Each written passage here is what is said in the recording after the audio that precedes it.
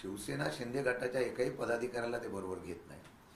एकच पदाधिकारी नियुक्त केले, पण अख्खी बॉडी भाजपची आहे. त्यांच्या पत्नी उपाध्यक्ष आहे. शेवटी त्यांचा महिला भगिनीचा त्यांचा तो अधिकार आहे. त्यांनी कुठून कोणत्या पक्षाचं करावं हा त्यांचा अधिकार आहे. परंतु दोन पक्षाची भूमिका घेऊन चालणं मला वाटतं कितपत योग्य आहे मला वाटत नाही. अध्यक्ष, दिल्लीमध्ये ऑपरेशन तुतारीची खूप जोरदार चर्चा होती, मात्र त्याला थोडंतरी ब्रेक लागलाय. हा?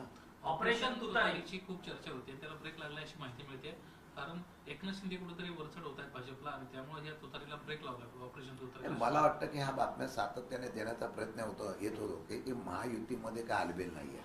आपापसामध्ये जी चढाओढ आहे, आपली खुर्ची स्थिर करण्यासाठी किंवा आपल्याला तिथे भक्कमपणे दाखवण्यासाठी प्रत्येकजण ऑपरेशन करताय. पण तुतारी ऑपरेशन होणार नाही, मी खात्री देतो.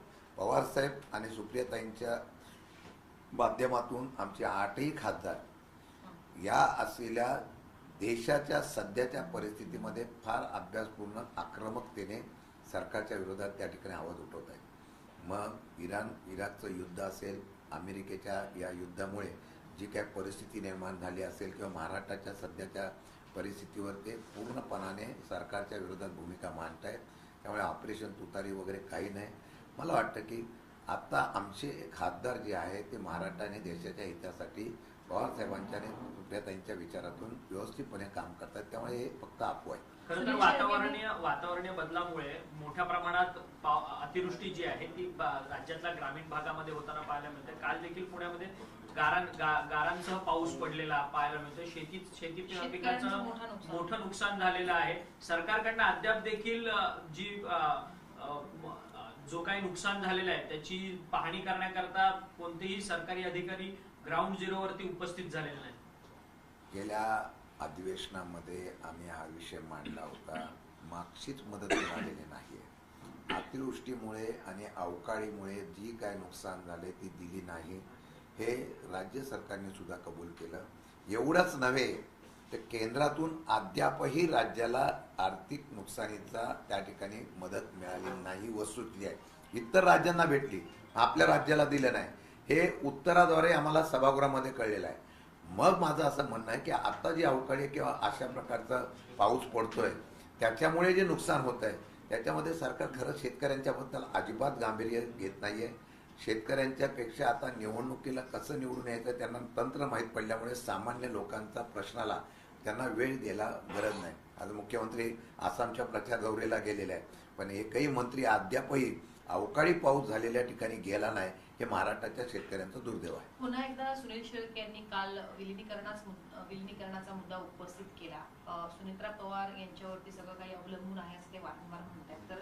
तर त्यांच्याशी काही बोलणी करणार किंवा अशी काही चर्चा आहे का? मी कालही सांगितलं, तुर्तास हात कुठली चर्चा नाही आहे. ही चर्चा आता आम्ही कामाला लागलेलो आहोत. बरेच प्रश्न आहेत महाराष्ट्रात देशात, त्या महाराष्ट्राच्या आणि देशाच्या प्रश्नावर आता आम्ही संघटन म्हणून आता आक्रमकतेने उतरण्याचा प्रयत्न करणार आहोत.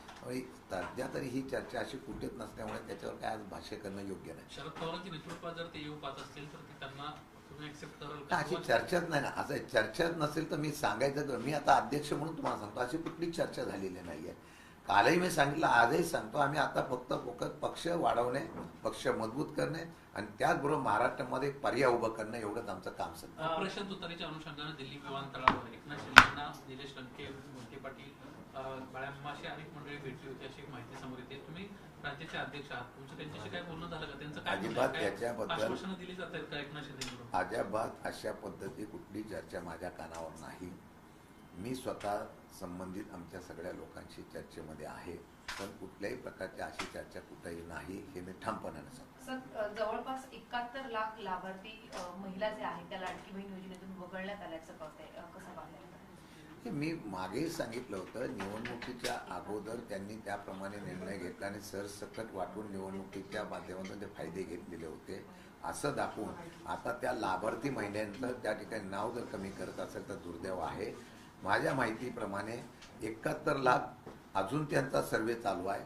अजून नावं जेवढे कमी करता येतील तेवढी कमी करून हा आर्थिक बोजा जो पडलेला आहे निवडणुकीच्या आश्वासनाचा तो आता कमी करण्याचा प्रयत्न हा त्या ठिकाणी केला जातो, हा माझा सरळ आरोप आहे. बोंधूबाबा खरातच्या प्रकरणामध्ये दीपक केसरकर यांनी एक दावा केलेला होता की जवळपास माझ्यावरतीच का आरोप लावले जातात आहेत, तर माझ्या सकट जवळपास 39 आमदारांनी या बोंधूबाबाच्या खरं तर भेटीगाठी घेतलेल्या आहेत, त्यामुळे मलाच कुठेतरी या सगळ्या प्रकरणात अडकवलं जातं असं त्यांनी वक्तव्य केल्यानंतर अनेक आमदारांची नाराजी जी आहे ती त्यांच्यावरती पाहायला मिळते नाही, शिवसेनेची. दीपक केसरकरांनी ती नावं जाहीर करावी. आणि एवढंच नव्हे, अनेक आमदारांच्या बाबतीमध्ये त्यांनी वक्तृत्व जरी केलं तर त्यांना अडकवतं कोण हे तरी त्यांनी जाहीर करावं ना.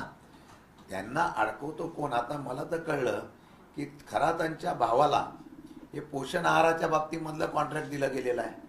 ते कोणी दिलं? त्यावेळेला शिक्षण मंत्री कोण होते? ते दीपक केसरकर होते का कोण होते? ते त्यांनी खुलासा करणं गरजेचं आहे ना. मग तुम्ही म्हणता की फक्त कार्यक्रमाच्या निमित्ताने गेलो, मग हे लाभार्थी कसे झाले? याचा अर्थ तुमच्या असलेल्या पदाचा आणि तुमच्या असलेल्या अधिकाराचा वापर करून त्यांनी त्याच्या भावाला लाभ करून दिला ना. मग हे कोणी केलेलं आहे? दीपक केसरकरने ते स्पष्ट करणं गरजेचं आहे. काल महिला आयोगाच्या खर्चाच्या संदर्भात ज्या कालावधीमध्ये रुपाली चाकणकर होत्या त्या कालावधीमध्ये जो काही निधी तरतूद करण्यात आलेली होती त्या खर्चाचं आता ऑडिट केलं जाणार आहे. एवढंच नाही तर महिला बालकल्याण विभागाचं सुद्धा ऑडिट केलं जाणार आहे अशी माहिती मिळते सूत्रांकडनं. आपली यावर काय प्रतिक्रिया आहे? ज्या पद्धतीनं तरतूद वाढली रुपाली चाकणकर यांच्या कालावधीमध्ये, ती वाढलेली तरतूद पाहता आणि न झालेली कामं पाहता त्याचं आता ऑडिट केलं जाणार आहे. नाही, जर तरतूद ज्या कामासाठी केली त्याचा उल्लेख असा त्या कामासाठी तरतूद केली नसेल तर मग तरतूद का करावं लागली हा एक प्रश्न येईल. आणि जर तरतूद करून त्याचा खर्च विनियोग जर व्यवस्थित झाला नसेल, तो चुकीच्या पद्धतीने झाला असेल तर त्याचं ऑडिट होणं गरजेचं आहे. हे करत असताना आजही मला सांगावंसं वाटतं की महिला बाल कल्याण खात्याच्या वतीने हा जो प्रकार झालेला त्याच्यावर कुठल्या प्रकारचं स्टेटमेंट आलेलं नाही. मला वाटतं की आजच्या घडीला बोंधूबाबा खराच्या बाबतीमध्ये जे काय होत आहे त्याच्याशी कुणाकोणाची लिंकअप येते, कोणाकोणाची त्याच्याशी सांगड घातली जाते. सरकारी पैशाचा उपयोग जर मला सांगावंसं वाटतं की त्या असलेल्या पर्यटनाच्या माध्यमातून 2.5 कोटी रुपये जर त्या मंदिराला देण्याच्या बाबतीमध्ये शासन आणि सरकार एवढं उदार झालं असेल तर मला वाटतं की ते दुर्दैवाचं आहे. आणि मला तेच सांगावंसं वाटतं की अनेक लोकांनी त्या असलेल्या खरातांच्याकडून आशीर्वाद घेतला, पण त्याचा लाभार्थी त्यांना परतफेड करण्याचा प्रयत्न केला का हे सुद्धा आता एक एक प्रकरण बाहेर आल्यानंतर पाहायला मिळतंय. राज्यामध्ये वेगवेगळे प्रकरण निघतात. बोंधूबाबाचं आहे, ऋषिकेश जो पुण्याचा वैद्य आहे त्याचं प्रकरण आहे, किंवा नवी मुंबईचं आदर्श म्हात्रे प्रकरण असेल. या सगळ्या प्रकरणांमध्ये महिला बाल कल्याण खातं जे आहेत ज्यांच्यावर जबाबदारी आहेत त्या कुठंच काही बोलत नाहीये, त्या गायब आहेत. त्यांना राजीनामा द्यावा अशा पद्धतीची मागणी आता जोर धरू लागलेली आहे. या सगळ्या विषयात आपलं काय म्हणणं आहे? खरं म्हणलं तर अंधश्रद्धा बिल आम्ही मंजूर करून घेतलेलं आहे सरकारच्या मागच्या अधिवेशनामध्ये. आणि त्या अधिवेशनाच्या माध्यमातून मला वाटतं हे बिल मंजूर झाल्यानंतर त्याच्यावर कारवाई किंवा त्याच्या प्रकारच्या तक्रार आल्यानंतर करणं गरजेचं आहे. आता या संदर्भामध्ये त्यांनी का स्टेटमेंट दिलं नाही ते त्यांना विचारा. माझ्या माहितीप्रमाणे जिथे जिथे अशा प्रकारचा प्रकरण आणि महिला अत्याचार होत असेल त्या त्या ठिकाणी कारवाई करण्याच्या बाबतीमधली भूमिका ही कडक पद्धतीने घेतली तर कुठेतरी आळा होईल. आणि हे एवढंच प्रकरण इथपर्यंत राहिलेलं नाही, हे अगदी भारतापर्यंत पोहोचलेलं आहे, देशाच्या कानाकोपऱ्यामध्ये पोहोचलेलं आहे. ही महाराष्ट्राची बदनामी आहे. त्यामुळे जी कारवाई करायची आहे ती कडकपणाने करणं गरजेचं आहे. आणि त्याप्रमाणे जे जे जबाबदारी संबंधित असतील त्यांनी त्या प्रकारे आपली भूमिका स्पष्ट करणं गरजेचं आहे. तो घेतला ना प्रश्न शाहू फुले आंबेडकर?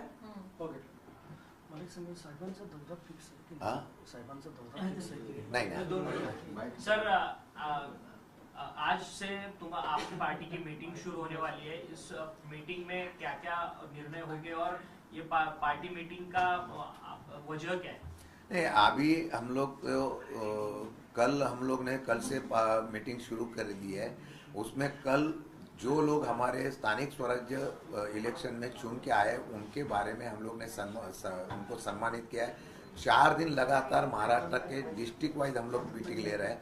पार्टी की पुनर्रचना, संगठन मजबूत करना और फिर उस संगठन को मजबूत करके पूरे राज्य में पार्टी का विस्तार करके एक्टिव अपोजिशन पार्टी करके जो हमारी पार्टी खड़ी करने की हम लोग कोशिश कर रहे हैं. सर, शरद पवार अगले कुछ महीनों में पूरे महाराष्ट्र राज्य का दौरा करने वाले हैं.